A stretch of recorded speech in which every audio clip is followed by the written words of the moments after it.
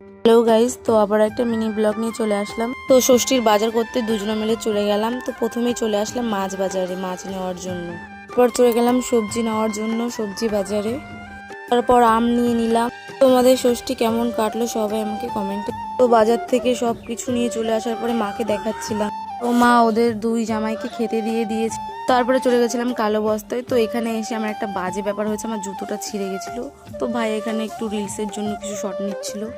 বিকেলে রেডি হয়ে চলে গেছিলাম ফার্নিচারের দোকানে। তো মাকে এখান থেকে একটা ডাইনিং দেব, তো ওটাই দেখার জন্য চলে গেছিলাম। তারপর চলে গেছিলাম জামা কাপড়ের দোকানে। তো বাড়ি আসার পরে ও এটা ওপেনিং করছিল, তো ভাই ওকে হেল্প করে দিচ্ছিল একটু। এগুলো সব খোলা ছিল, তো ওটাই ও লাগাচ্ছিল। তো ফাইনালি কমপ্লিট হয়ে গেছে। আর একটা কাকার মেয়ের সামনেই জন্মদিন, তো ও ওকে ইনভাইট করছিল। ওকে দেখলে ও প্রচণ্ড লজ্জা পায়। রাতের দিকে চলে গেছিলাম একটু মাঠে। তো এখানে ওরা সবাই খেলা করছিল। তো আজকের মতো মিলিমিলিটা এইটুকু, টাটা বাই বাই।